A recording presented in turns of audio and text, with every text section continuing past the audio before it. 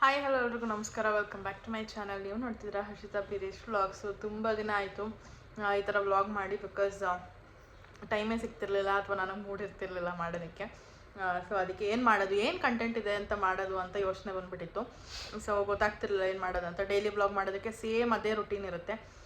So ಅದನ್ನೇ ತೋರಿಸೋದಕ್ಕೆ ನನಗೂ bore, ನಿಮಗೂ ನೋಡೋರ್ಗೂ ಬೋರು. ಅದಕ್ಕೆ ನಾನೇನು ಮಾಡಿರಲಿಲ್ಲ. ಸೊ ಇವತ್ತೇನೋ ಕಂಟೆಂಟ್ ಇದೆ ಅಂತಲ್ಲ, ಜಸ್ಟ್ ಒಂದು ಡೈಲಿ ವ್ಲಾಗ್, ತುಂಬ ದಿನ ಆಗಿತ್ತಲ್ಲ ಡೈಲಿ ವ್ಲಾಗ್ ಮಾಡಿ, ಇವತ್ತು ಹೆಂಗಿರುತ್ತೆ ಅಂತ ತೋರಿಸೋಣ ಅಂತ ಮಾಡ್ತಿದ್ದೀನಿ. ಆ್ಯಂಡ್ ನನ್ನನ್ನು ತುಂಬ ಜನ ಕೇಳ್ತಿದ್ದೀರಾ, ನೀವು ಊಟ ಏನು ಮಾಡ್ತಿದ್ದೀರಾ, ಏನು ಎತ್ತ, ಯಾವ ಥರ ಇದೆ ನಿಮ್ಮ ಒಂದು ಬಾಣಂತನ, ಪಥ್ಯ ಹೆಂಗಿದೆ ಅಂತ ಅಂದ್ಬಿಟ್ಟು ಕೇಳ್ತಿರ್ತೀರಾ. ಸೊ ನಾನು ತುಂಬ ವೀಡಿಯೋಸಲ್ಲೂ ಹೇಳ್ತೀನಿ, ನಾನು ಯಾವುದೇ ರೀತಿಯಾದ ಪಥ್ಯ ಮಾಡ್ತಿಲ್ಲ, ಎಲ್ಲ ಥರದ ಫುಡ್ ಐಟಮ್ನು ತಿಂತಾಯಿದ್ದೀನಿ ಅಂತ ಅಂದ್ಬಿಟ್ಟು. ಸೊ ಇವಾಗ ಊಟದ ಟೈಮ್ ಆಗಿದೆ, ಫ್ರೆಶ್ ಅಪ್ ಆಗಿ ಬಂದು ಊಟ ಮಾಡ್ತಾಯಿದ್ದೀನಿ ಇವಾಗ. ಸೊ ಏನು ತಿಂತಾಯಿದ್ದೀನಿ ಅಂತ ನೋಡೋಣ ಬನ್ನಿ. ಸೊ ಇಲ್ಲಿ ಬಂದು ಉಪ್ಸಾರು, ಮುದ್ದೆ ಮತ್ತು ಬೀನ್ಸು ಮತ್ತು ಸಬ್ಬಕ್ಕಿ ಸೊಪ್ಪು ಹಾಕಿರುವಂಥ ಪಲ್ಯ ಮಾಡಿದ್ದಾರೆ. ಸೊ ಉಪ್ಸಾರು ಮುದ್ದೆ, ಸ್ವಲ್ಪ ರೈಸ್ ತಿಂತೀನಿ ಅಷ್ಟೇನೆ. ಸೊ ಊಟ ಎಲ್ಲ ಆದಮೇಲೆ ಅದ್ರ ಬಗ್ಗೆ ಡೀಟೇಲಾಗಿ ಮಾತಾಡೋಣ. ನಾನು ಇನ್ನೂ ಬಾಣಂತನದಲ್ಲಿ ಇದ್ದೀನಾ ಇಲ್ವಾ, ಈಚೆ ಬಂದಿದ್ದೀನಾ, ಏನು ಎತ್ತ ಅಂತ ಅಂದ್ಬಿಟ್ಟು. ಸೊ ತುಂಬ ಜನ ಅದ್ರ ಬಗ್ಗೆ ಕ್ವೆಶನ್ಸ್ ಕೇಳ್ತಿದ್ದೀರಾ, ಅದಕ್ಕೆ ಅದ್ರ ಬಗ್ಗೆ ಆನ್ಸರ್ ಮಾಡೋಣ ಅಂತ. ಸೊ ಊಟ ಮಾಡಿ ಆಮೇಲೆ ಸಿಗ್ತೀನಿ, ಓಕೆ. ಸೊ ಗೈಸ್, ಮತ್ತೆ ಈವ್ನಿಂಗ್ ವ್ಲಾಗ್ನ ಕಂಟಿನ್ಯೂ ಮಾಡ್ತಾ ಇದ್ದೀನಿ. ಸೊ ಈವ್ನಿಂಗ್ ಆಗಿರೋದ್ರಿಂದ ಹಾಲು ಕುಡಿತಾ ಇದ್ದೀನಿ, ಕಾಫಿ ಕುಡಿತಾ ಇಲ್ಲ, ಬಿಕಾಸ್ ತುಂಬ ಪಿಂಪಲ್ಸ್ ಆಗ್ತಾಯಿದೆ. ಸೊ ಕಾಫಿನ ಕ್ವಿಟ್ ಮಾಡಿದ್ದೀನಿ, ಹಾಲು ಕುಡಿತಾ ಇದ್ದೀನಿ, ಬಿಕಾಸ್ ಸ್ವಲ್ಪ ಪ್ರೋಟೀನ್ ಬೇಕು. ಆ್ಯಂಡ್ ಒಂದು ನಿಮಿಷ, ಆ್ಯಂಡ್ ಇನ್ನೊಂದೇನೆಂದರೆ ನನಗೆ ಹೊಟ್ಟೆ ಹಸಿತಾ ಇರುತ್ತೆ ಈವ್ನಿಂಗ್ ಆಯಿತು ಅಂತಂದರೆ. ಸೊ ಅದಕ್ಕೆ ಹಾಲಾದರೂ ಕುಡಿದು ಹೊಟ್ಟೆ ತುಂಬಿಸ್ಕೊಳ್ಳೋಣ ಅಂತ ಅಂದ್ಬಿಟ್ಟು ಹಾಲು ಕುಡಿತಾ ಇದ್ದೀನಿ. ಆ್ಯಂಡ್ ಇವತ್ತು ನಮ್ಮ ಮನೇಲಿ ಒಂದು ಸ್ಪೆಷಲ್ ಆದಂಥ ಒಂದು ಐಟಮ್ನ ಮಾಡ್ತಿದ್ದಾರೆ ತಿನ್ನೋದಕ್ಕೆ. ಸೊ ಅದೇನೋ ಎತ್ತ ಅಂತ ನಾನು ಮುಂದೆ ಹೋಗ್ತೀನಿ. ಸೊ ಅದು ಒಂದು ಕ್ಯಾಪ್ಸಿಕಮ್ ಸ್ಟಫಿಂಗ್ ಅಂತ. ನಾನು ಆಲ್ರೆಡಿ ಒಂದು ವಿಡಿಯೋ ಮಾಡಿದ್ದೀನಿ ಅದ್ರ ಬಗ್ಗೆ. ನನಗೆ ಕೊಡೋದು ಮತ್ತೆ ಮಮ್ಮಿ ಕಾಣ್ತಾನೆ ಇಲ್ಲ, ಫೋಕಸ್ ಆಗ್ತಾ ಇಲ್ಲ. ಅವ್ರು ತಿಂತಾರಂತೆ, ನನಗೆ ಕೊಡೋಲ್ಲಂತೆ. ಯಾಕಮ್ಮ ಬಾಣಂತಿರೋದ ತಿನ್ನಂಗಿಲ್ಲ, ನಾನು ಬಾಣ್ತನದಲ್ಲಿಲ್ಲ. ಸೊ ನೋಡಿ ಈ ಥರ. ಸೊ ಆ್ಯಂಡ್ ಇಲ್ಲಿ ಏನದು ಕ್ಯಾರೆಟ್ ಚೂರ ತುಳಿದು ಇಟ್ಕೊಂಡಿದ್ದೀನಿ. ಆ್ಯಂಡ್ ಇಲ್ಲಿ ಸ್ವೀಟ್ ರೆಡಿ ಆಗ್ತಾ ಇದೆ. ನಾನೇ ಮಾಡಿದ್ದು ಗೈಸ್, ನಾನೇ ಮಾಡಿ ನಾನು ತಿಂದಿಲ್ಲ ಅಂದರೆ ಹೆಂಗೆ, ಟೆಲ್ ಮೀ. ಮಮ್ಮಿ ಫೋಕಸ್ ಆಗ್ತಾ ಇಲ್ಲ. ಸೊ ಈಗ ಹಾಲು ಕುಡಿದು ಏನು ಮಾಡ್ತಾರೆ ಅಂತ ನಾನು ಮುಂದೆ ಗೈಸ್. ಏನು ಗೊತ್ತಾ, ನನ್ನ ಮಗಳು ಎಷ್ಟು ಚೆನ್ನಾಗಿ ಟಿ ವಿ ನೋಡ್ತಾಳೆ ಅಂದರೆ, ನಮ್ಮ ಅಜ್ಜಿ ಇಲ್ಲಿ ಬಿಡಿಸ್ಕೊಂಡು ಅವಳನ್ನ ಮಲಗಿಸ್ಕೊಂಡಿದ್ದಾರೆ ಆಯಿತಾ. ಆ ಕಡೆ ತಿರ್ಕೊಂಡು ಹೆಂಗೆ ನೋಡ್ತಾಳೆ ಗೊತ್ತಾ, ಇವಳನ್ನ ನೋಡಿ, ನಾನು ಮಲಗಿಸಿದ್ದೇ ಬೇರೆ ಕಡೆ, ಅವಳು ತಿರುಗಿದ್ರದೇ ಬೇರೆ ಕಡೆ. ಸೊ ಹಂಗಾಗಿದೆ, ಬರೀ ಟಿ ವಿ ಹುಚ್ಚು ಜಾಸ್ತಿ ಆಗ್ಬಿಟ್ಟೈತೆ. ಸೊ ಹೊಟ್ಟೆ ಹಸಿತಾ ಇದೆ. ಇನ್ನೂ ನಮ್ಮ ಮಮ್ಮಿ ಪ್ರಿಪೇರ್ ಮಾಡಿಲ್ಲ, ಏನೋ ಮಂತ್ರ ಹೇಳ್ತಾ ಇದ್ದಾರೆ. ಈಗ ನೋಡ್ಬೇಕು ನೆಕ್ಸ್ಟ್ ಏನು ಮಾಡ್ಬೇಕಂತ. ಡ್ಯಾಡಿ, ಅಚ್ಚು ಬೆಲ್ಲ ಯಾಕೆ ತಂದೆ? ಅಚ್ಚು ಬೆಲ್ಲ ಏನಕ್ಕೆ ಮತ್ತೆ? ಗುಂಡು ಬೆಲ್ಲ ಇದ್ಮೇಲೆ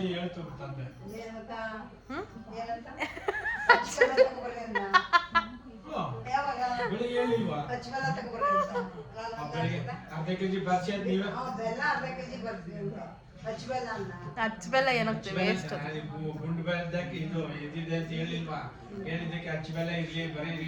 ಶುರು ಮಾಡಿದ್ರು. ಅದೇ ನಾನು ಆಗಲೇ ಹೇಳ್ದಂಗೆನೆ ಒಬ್ರು ಕೇಳ್ತಿದ್ರು, ನಿಮ್ಮದು ಬಾಣಂತನ ಎಲ್ಲ ಮುಗೀತಾ, ಪಥ್ಯ ಎಲ್ಲ ಏನು ಮಾಡ್ತಿಲ್ವಾ, ತಣ್ಣೀರೆಲ್ಲ ಮುಟ್ತಿದ್ದೀರಾ ಅಂತ ಅಂದ್ಬಿಟ್ಟು. ಅದಾದಮೇಲೆ ಏನೋ ಕೇಳಿದ್ರು, ಏನೋ ಹೇಳಿದ್ರಪ್ಪ, ಬಾಣಂತನ ಏನದು ನೀವು ಪಾಲಿಸ್ತಾ ಇಲ್ವಾ ಬಾಣಂತನ ರೂಲ್ಸ್ ಫಾಲೋ ಮಾಡ್ತಾ ಇಲ್ವಾ ಅಂತ ಕೇಳಿದ್ರು. ಅದಕ್ಕೆ ಇನ್ನೊಬ್ರು ಕಮೆಂಟ್ ಹಾಕಿದ್ರು, ಸ್ವಲ್ಪ ಲಿಸ್ಟ್ ಕೊಡಿ ಏನೇನು ಅಂತ ಅಂದ್ಬಿಟ್ಟು. ಸೊ ನನಗೆ ಆ ಕಮೆಂಟ್ ಓದಿ ನನಗೆ ನಗುನೇ ಬಂತು ಆ್ಯಕ್ಚುಲಿ ಹೇಳ್ಬೇಕಂತಂದರೆ. ಸೊ ಬಾಣಂತನದ ರೂಲ್ಸ್ ಅಂತಂದರೆ ಏನು, ಸ್ವೆಟ್ರ್ ಹಾಕ್ಕೊಬೇಕು, ಕಿವಿಗೆ ಹತ್ತಿ ಇಟ್ಕೊಬೇಕು, ಸಾಕ್ಸ್ ಹಾಕ್ಕೊಬೇಕು, ಜೊತೆಗೆ ತಣ್ಣೀರು ಮುಟ್ಬಾರ್ದು, ಈ ಥರ ಎಲ್ಲ ಇರುತ್ತೆ. ಅಂದರೆ ಪಥ್ಯ ಊಟ ಮಾಡಬೇಕು, ಆ ಥರದ್ದೆಲ್ಲ. ಅದೆಲ್ಲ ನಾನು ಯಾವುದೂ ಮಾಡ್ತಾ ಇಲ್ಲ. ಯಾರಾದರೂ ಬೈಕೊಂಡ್ರೂ ಪರವಾಗಿಲ್ಲ ನನ್ನನ್ನು, ಬಿಕಾಸ್ ನನಗೆ ಗೊತ್ತು ನನ್ನ ಬಾಡಿ ಹೆಂಗಿದೆ ಅಂತ, ನನ್ನ ಬಾಡಿ ಯಾವ ಥರ ರಿಯಾಕ್ಟ್ ಮಾಡುತ್ತೆ ಏನೇನಕ್ಕೆ ಅಂತ ನನಗೆ ಮಾತ್ರ ಗೊತ್ತು. ಸೊ ನಾನು ಅದ್ರ ತಕ್ಕನಂಗೆ ನಾನು ಏನು ಬೇಕೋ ಅದನ್ನು ಮಾಡ್ಕೊತಿದ್ದೀನಿ. ಆ್ಯಂಡ್ ಇನ್ನೊಬ್ರು ಕೇಳಿದ್ರು, ನೀವು ಎಷ್ಟು ತಿಂಗಳು ಬಾಣಂತನ ಮಾಡಿಸ್ಕೊಂಡ್ರಿ ಅಂತ. ಈಗಿನ ನನ್ನ ಪಾಪಗೆ 3 ತಿಂಗಳು, ಎಷ್ಟು ತಿಂಗಳು ಬಾಣಂತನ ಮಾಡಿಸ್ಕೊಂಡ್ರಿ ಅಂತ ಬೇರೆ ಕೇಳ್ತಿದ್ದಾರೆ. ನಾನು ಇನ್ನೂ ಬಾಣಂತನ ಪೀರಿಯಡಲ್ಲೇ ಇದ್ದೀನಿ. ಬಟ್ ನನ್ನ ಬಾಣಂತನನ ಅಂದರೆ ಹೆಂಗೆ ಹೇಳೋದು ನನಗೆ ಅರ್ಥನೇ ಆಗ್ತಾಯಿಲ್ಲ. ಇನ್ನು ಐ ಡೋಂಟ್ ನೋ ಯಾವ ರೀತಿ ಅವ್ರು ಕೇಳಿದ್ರು ಅಂತ, ಅದು ಅಥವಾ ನಾನು ಯಾವ ರೀತಿ ಅರ್ಥ ಮಾಡಿ. ಸೊ ಹಿಂಗಾಗಿದೆ ಕತೆ. ಹಂಗೆ ನೋಡೋಕೆ ಹೋದರೆ 9 ತಿಂಗಳವರೆಗೂ ನನ್ನ ಬಾಣಂತನ ಪೀರಿಯಡೇನೆ.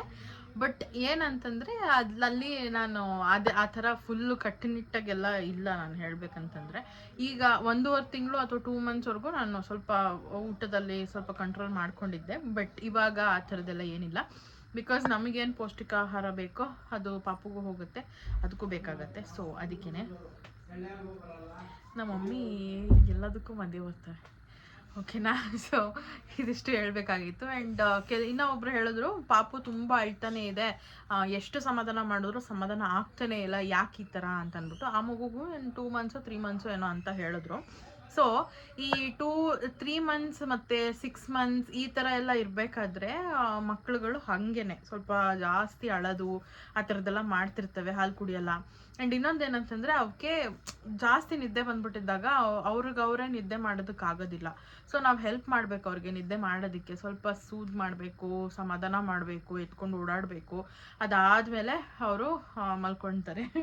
ನನ್ನ ತಂಗಿ ಬಾಯಿ ಮೇಲೆ ಕೈ ಇಟ್ಕೊತಿದ್ದಾಳೆ. ಬಿಕಾಸ್ ನಾನು ನಿಜವಾಗ್ಲೂ ನನ್ನ ಮಗಳು ಎಷ್ಟು ಟಾರ್ಚರ್ ಕೊಡ್ತಾಳೆ ಅಂತಂದರೆ ನನಗೆ ಸಾಕಾಗ್ಬಿಟ್ಟಿದೆ. ನನಗೆ ಬೇಡಪ್ಪ, ಏನು ಕನ್ನ ಬೇಕಿತ್ತು ನನಗಿದು ಅಂತ ಅನಿಸ್ಬಿಟ್ಟಿದೆ. ಅಷ್ಟು ಹಿಂಸೆ ಕೊಡ್ತಾಳೆ, ಅಷ್ಟು ಅಳ್ತಾಳೆ. ನಾನಂತೂ ಎಷ್ಟೊಂದು ಸತಿ BP ರೇಸ್ ಮಾಡ್ಕೊಂಡು ಕಿರ್ಚಾಡ್ಬಿಟ್ಟಿದ್ದೀನಿ ಹೇಳ್ಬೇಕಂತಂದರೆ. ಸೊ ಆ ಥರ. ಸೊ ಈ ಥರ ಎಲ್ಲ ಇದ್ದಾಗ ಸ್ವಲ್ಪ ನಾವು ನಮ್ಮ ಮೈಂಡು ಒಂಥರ ಡಿಸ್ಟರ್ಬ್ಡ್ ಆಗಿರುತ್ತೆ.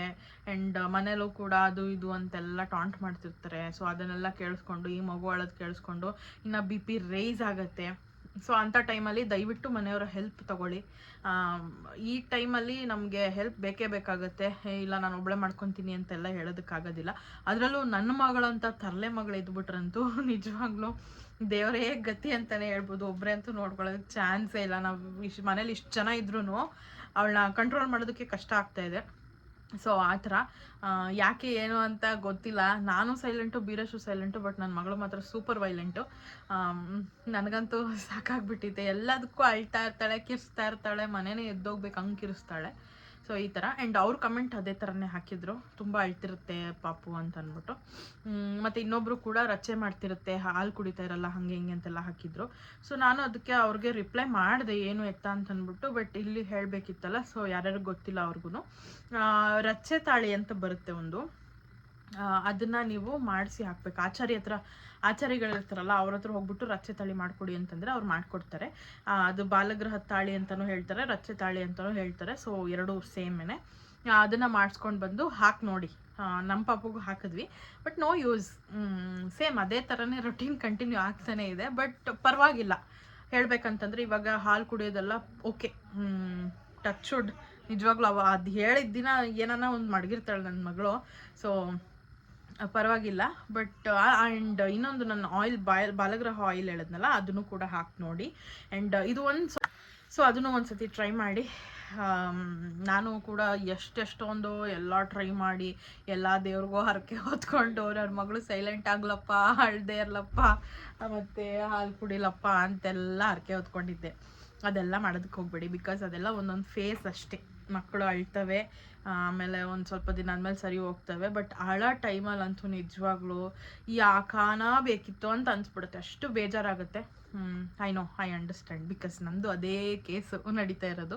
ಸೊ ನಾನು ದಿನ ಅರ್ಥ ಮಾಡ್ಕೊತಾ ಇದ್ದೀನಿ ಹೆಂಗೆ ಏನು ಅಂತ. ಆ್ಯಂಡ್ ನನ್ನ ಮಗಳು ಒಂದು ದಿನ ಇದ್ದಿದ್ದ ಥರ ಇನ್ನೊಂದು ದಿನ ಇರೋದಿಲ್ಲ. ಸೊ ನಾನು ಏನೂ ಪ್ರಿಡಿಕ್ಟ್ ಮಾಡೋಕ್ಕಾಗ್ತಾಯಿಲ್ಲ ಅವಳ ವಿಷಯದಲ್ಲಿ. ಸೊ ಅದಕ್ಕೆ ನಾನು ವೀಡಿಯೋಸು ಜಾಸ್ತಿ ಮಾಡೋದಕ್ಕಾಗ್ತಿಲ್ಲ, ಅದೊಂದು ರೀಸನು. ಜೊತೆಗೆ ಏನು ಮಾಡೋದು ಅಂತಲೇ ಗೊತ್ತಾಗ್ತಿಲ್ಲ, ಕಂಟೆಂಟ್ ಏನು ಕೊಡೋದು. ಡೈಲಿ ಅದನ್ನೇ ತೋರಿಸ್ತಿದ್ರೆ ಏನು ಚೆನ್ನಾಗಿರುತ್ತೆ. ನಿಮಗೂ ಅಷ್ಟು ನೋಡೋದಕ್ಕೆ ಇಷ್ಟ ಆಗೋದಿಲ್ಲ, ನನಗೂ ಬೋರ್ ಆಗುತ್ತೆ ಡೈಲಿ ಏನಪ್ಪ ತೋರಿಸೋದು ಅಂತ. ಸೊ ಅದಕ್ಕೆ ಏನು ಮಾಡೋಣ ಅಂತ ಅಂದ್ಕೊಂಡಿದ್ದೀನಿ ಅಂದರೆ, ನೀವು ನನಗೆ ಕಮೆಂಟಲ್ಲಿ ತಿಳಿಸಿ ಈ ಥರ ಕಂಟೆಂಟ್ ಮಾಡಿ ಅಂತ ಅಂದ್ಬಿಟ್ಟು ನಾನು ಕೂಡ ಆ ಥರ ಟ್ರೈ ಮಾಡ್ತೀನಿ ಮಾಡೋದಕ್ಕೆ. ಆ್ಯಂಡ್ ಬೀರೇಶು ಬರ್ತಾರೆ, ಅವರು ಕೂಡ ಜಾಯ್ನ್ ಆಗ್ತಾರೆ. ಯಾವುದನ್ನ ಒಂದು ಕಂಟೆಂಟ್ ಪ್ಲ್ಯಾನ್ ಮಾಡಿ ಮಾಡೋಣ ಅಂತ ಅಂದ್ಕೊಂಡಿದ್ದೀವಿ. ಸೊ ನೀವು ಕಮೆಂಟ್ ಮಾಡಿ ಏನೆಲ್ಲ ನೋಡಬೇಕು, ಅಂದರೆ ಯಾವ ಥರ ಕಂಟೆಂಟ್ ಮಾಡಿದ್ರೆ ಚೆನ್ನಾಗಿರುತ್ತೆ ನಾವು ಅಂತ ಅಂದ್ಬಿಟ್ಟು ನೀವು ಕೂಡ ಕಮೆಂಟಲ್ಲಿ ತಿಳಿಸಿ, ಸೊ ದ್ಯಾಟ್ ನಮಗೂ ಗೊತ್ತಾಗುತ್ತೆ. ಆ್ಯಂಡ್ ನಾನು ಅದೇ ಥರನೇ ಕಂಟೆಂಟ್ಸ್ನ ಮಾಡ್ತಾ ಹೋಗ್ತೀನಿ. ಸೊ ಈಗ ಮತ್ತೆ ವ್ಲಾಗ್ನ ಕಂಟಿನ್ಯೂ ಮಾಡುವಂಥ ಸಮಯ. ನಮ್ಮ ಮಮ್ಮಿ ಕ್ಯಾಪ್ಸಿಕಮ್ದು ಬಜ್ಜಿ ಹಾಕ್ತಾ ಇದ್ದಾರೆ. ಸೊ ಬನ್ನಿ ಹೋಗಿ ನೋಡುವ. ಸೊ ನನ್ನ ತಂಗಿ ತುಂಬ ಬ್ಯುಸಿ ಇದ್ದಾಳೆ, ಅವಳ ಲ್ಯಾಪ್ಟಾಪ್ ಇಟ್ಕೊಂಡು. ಆದರೂ ವಿನೋದ ನೀನು ನನಗೇನು ಹೆಲ್ಪ್ ಮಾಡ್ತಿಲ್ಲ. ನಾನು ನಿಂಗೇನು ಹೇಳಿದೆ? ಕೈ ಮುಗಿ ತಿನ್ಕಣಕ ಇದೊಂದು ವಾರ ಬಿಟ್ಬಿಡು. By this Saturday Sunday 2 project submit ಮಾಡಬೇಕು, ಒಂದು ಪ್ರೆಸೆಂಟೇಷನ್ ಪ್ರಿಪೇರ್ ಮಾಡಬೇಕು, ಇನ್ನೊಂದು ಸ್ಲೈಡ್ ಮಾಡಬೇಕು. ಇಷ್ಟು ಕೆಲಸ ಇನ್ನೊಂದು 2 ದಿನದಲ್ಲಿ ಮಾಡಿ ಮುಗಿಸ್ಬೇಕು. ಅದರಲ್ಲಿ ಒಂದೇ ಒಂದು ಪ್ರಾಜೆಕ್ಟು 70% ಆಗಿದೆ. ಅದಾದ್ಮೇಲಿಂದ ಬರ್ತೀವಿ ಹೆಲ್ಪ್ ಮಾಡೋದಕ್ಕೆ? Yes of course. Will plan something ಮಂಡೆಯಿಂದ ಫಾರ್ ಶೋರ್. ಡನ್.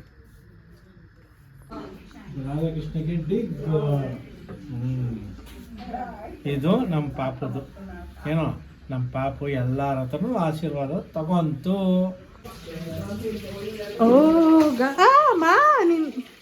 ಹಂಗೆ ಇಟ್ಟಿದೆ, ಪಟ ಅಂತ ಇದೆ ಅದು. ಓ ಗೈಸ್, ಎಣ್ಣೆ ಜಾಸ್ತಿ ಹಾಕ್ಬಿಟ್ಟಿದ್ದೀನಿ. ಅಯ್ಯೋ ಹೆಂಗೆ ಎಗರ್ತೈತೆ ನೋಡಿ. ಈ ಥರ ಎಣ್ಣೆಯಲ್ಲಿ ಫ್ರೈ ಮಾಡಿಕೊಂಡು ನೋಡಿ, ಈರುಳ್ಳಿ, ಕ್ಯಾರೆಟು ಮತ್ತು ಕೊತ್ತಂಬರಿ, ನಿಂಬೆಹಣ್ಣು ಮಾಡಿದ್ದೀನಿ. ಬಟ್ ಅದು ಶಾರ್ಟ್ ವಿಡಿಯೋ, ಲಾಂಗ್ ವಿಡಿಯೋ ಮಾಡಿಲ್ಲ. ಸೊ ಅದಕ್ಕೆ ಲಾಂಗ್ ವಿಡಿಯೋನ ಮಾಡ್ತಾಯಿದ್ದೀನಿ.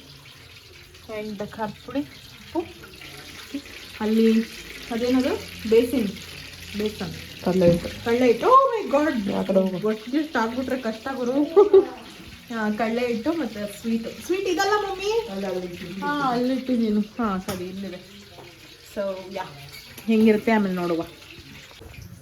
ಸೊ ಗೈಸ್, ಇವಾಗ ಇಡ್ಲಿ ಆಗಿದೆಯಲ್ಲ, ಅದನ್ನು ಇದ್ರೊಳಗೆ ಹಾಕಿ ಅಜ್ಜಿ, ಅದಾದಮೇಲೆ ಈ ಥರ ಡೀಪ್ ಫ್ರೈ ಮಾಡೋದು.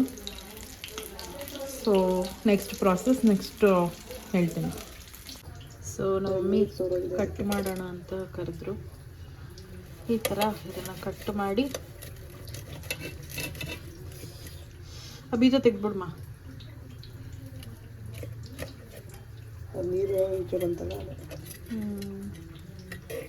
ಇದು ಮಾಡಬೇಕಾದ್ರೆ ಹುಷಾರಾಗಿ ಮಾಡಬೇಕು, ಇಲ್ಲಾಂದರೆ ಎದುರು ಬಿಡುತ್ತೆ ಗೈಸ್. ನೀನು ಕೈ ಅಡ್ಡ ಬರ್ತೈತೆ. ಸೊ ಇದಕ್ಕೆ ಸಾಲ್ಟ್ ಹಾಕಿ, ಅದಾದಮೇಲೆ ಸ್ವಲ್ಪ ಖಾರದ ಪುಡಿ ಹಾಕಿ. ಅದಲ್ಲೇ ಬಿದ್ದೈತೆ ಬೀಜ, ಸಾಕಮ್ಮ ಖಾರ. ಸ್ವೀಟ್ಗೂ ಹಾಕಿದ್ದೀನಿ ನಾನು. ಹೌದಾ? ಇನ್ನು ಮಿಕ್ಸ್ ಮಾಡಿ ಇಟ್ಕೊಂಡಿರುವಂಥ ತರಕಾರಿ ಫಿಲ್ಲಿಂಗ್ನ ಕಾಣಿಸ್ತಾನೆ ಇಲ್ಲ ಅಲ್ಲಿ. ಇದ್ರೊಳಗೆ ಫಿಲ್ ಮಾಡ್ಕೋಬೇಕು. ಇದ್ರ ಮೇಲೆ ಸ್ವೀಟ್. ಏನಿದು ಇಷ್ಟು ಗಟ್ಟಿ ಆಗಿತ್ತೆ? ಹುಳಿ ಜಾಸ್ತಿ ಏನಮ್ಮ. ಸೊ ಈ ಥರ ಇಮ್ಲಿ ಚಟ್ನಿನ ಹಾಕ್ಕೊಂಡು, ಬಾಯಲ್ಲಿ ನೀರು ಬರ್ತಾ ಇದೆ ನನಗೆ. ಆ್ಯಂಡ್ ಮೇಲೆ ನಿಂಬೆಹಣ್ಣ ಹಿಂಡ್ಕೊಬೇಕು. ಈಗ ಮತ್ತೆ ಇನ್ನು ಒಂದಷ್ಟು ಕಟ್ ಮಾಡಬೇಕು ಮಧ್ಯದಲ್ಲಿ. ವಾವ್, ಐ ಥಿಂಕ್ ಅದಕ್ಕೇ ನೀನು ಇಮ್ಲಿ ಚಟ್ನಿನ ಕಲಿಸ್ಬಿಟ್ಟು ಹಾಕಿದ್ರೆ ಚೆನ್ನಾಗಿರುತ್ತೆ ಅನ್ಸುತ್ತೆ. ವೆಜಿಟೇಬಲ್ಸ್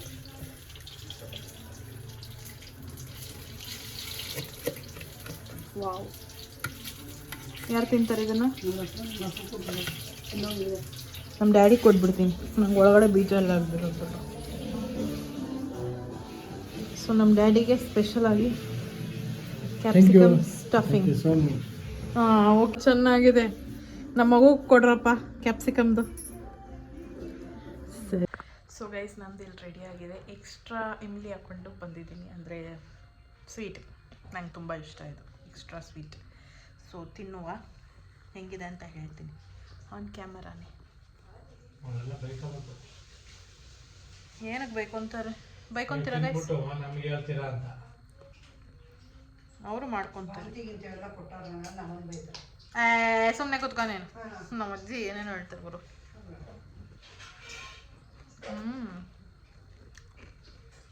ಗೈಸ್ ನೀವು ಈ ಥರ ಟ್ರೈ ಮಾಡಿ, ಯಾರು ಟ್ರೈ ಮಾಡಿಲ್ಲ ಅಂದರೆ ಸಕ್ಕತ್ತಾಗಿರುತ್ತೆ.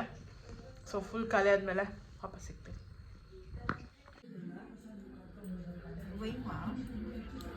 ಅಲ್ಲ ನನ್ನ ಮಗಳನ್ನ ಹೆಂಗೆ ಮಲಗಿಸ್ತಾ ಇದೆಯಾ ಅಂತ ತೋರ್ಸೋಕ್ಕೆ. Please off that. ನೋ.